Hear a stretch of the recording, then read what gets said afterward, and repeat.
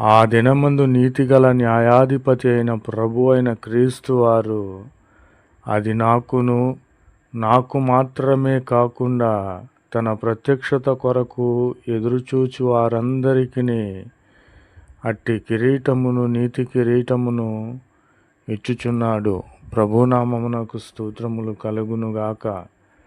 నా ప్రియమైన సహోదరి సహోదరులారా, మంచి పోరాటము పోరాడాలి, విశ్వాసము కాపాడుకోవాలి, జీవ కిరీటమును మనము పొందుకోవాలి.